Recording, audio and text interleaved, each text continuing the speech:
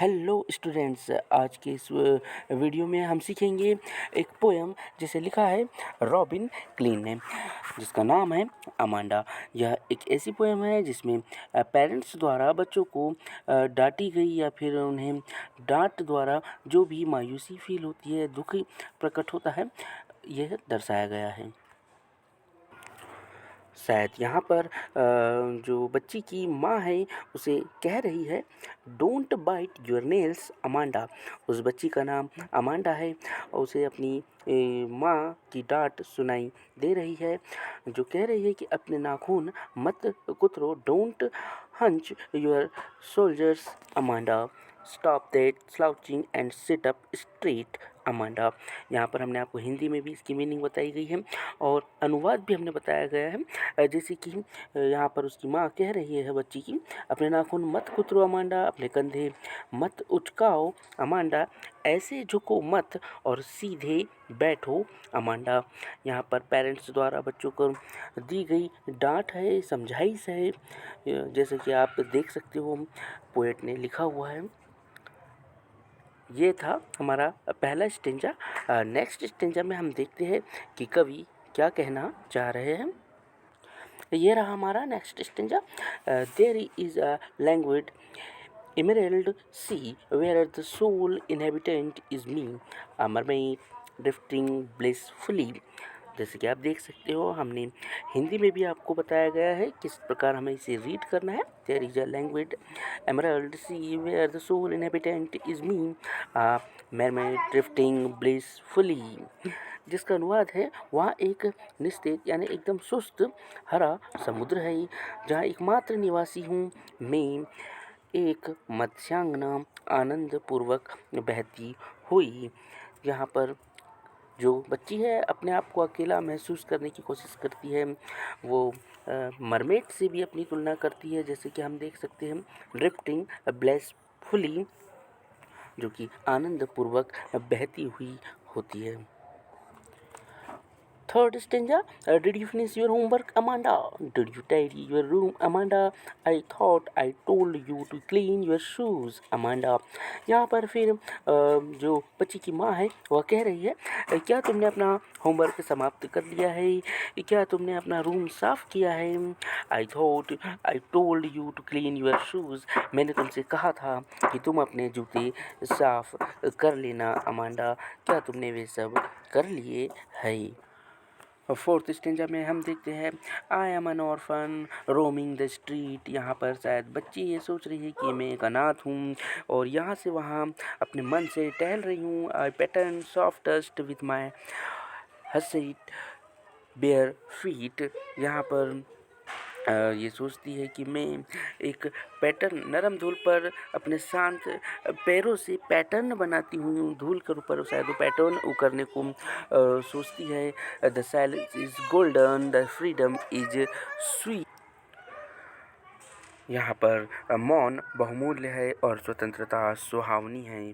मौन यहाँ पर रहना वह चाहती है, डांट नहीं सुनना चाहती है अपनी माँ की, और फ्रीडम को बहुत ही सुहावनी और उसे फ्रीडम यानी स्वतंत्र रहना बहुत ही पसंद है।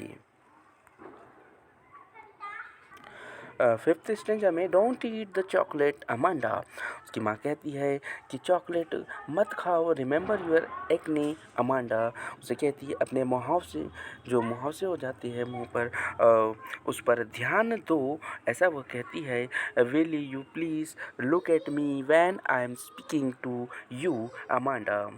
यहाँ पर उसकी माँ उनसे फिर चेतावनी देती है कि चॉकलेट मत खाओ अमांडा, अपने मुँह से याद करो अमांडा, क्या तुम कृपा करके मेरी तरफ देखोगी जब मैं तुमसे बात कर रही हूँ अमांडा। मतलब यहाँ पर अपनी बात सुनाते हुए उसकी माँ अमांडा से कहती है और समझाइश देती है। सिक्स्थ नंबर स्टेंजा में हम देखते हैं, I am Rapunzel, I have not a care, life in a tower is tranquil and rare, I ill certainly never lay down my bright hair। यहाँ पर जो है बच्ची जो है अपने आप को रेपेंजल मानती है। वह कहती है मुझे कोई परवाह नहीं है, टावर में जीवन शांत और दुर्लभ है, मैं निश्चित रूप से अपने चमकदार बाल कभी नीचे नहीं करूँगी। इस स्टेंजा में जो रेपेंजल है वह एक लड़की थी जिसे एक चुड़ैल ने कैद करके रखा था टावर पर, और वह बहुत दिनों तक उस टावर पर अकेला रहती है और अब उसके बाल बहुत ही लंबे रहते हैं, तो वो अपने बाल लंबे नीचे कर कर किसी सहायता करने वालों को ऊपर बुला लेती है। मगर यहाँ पर ये जो बच्ची जो है वो कहती है कि मैं टावर पर अकेली रहना पसंद करूँगी, मैं नहीं अपने बाल को लंबे कर कर नीचे गिराकर किसी को भी सहायता के लिए ऊपर बुलावा दूँगी, क्योंकि वह यहाँ पर बिल्कुल शांति चाहती है, बिल्कुल अकेला रहना चाहती है। तो रेपुंजेल से भी वो अपना जो कि है तुलना करती है। Let's see the next stanza 7th number, और यह है हमारा लास्ट स्टेंजा जिसमें जो उस बच्ची की माँ यह कहती है, अमांडा की माँ ये कहती है, stop that sulking at once Amanda, you are always so moody Amanda, anyone would think that I nagged at you Amanda.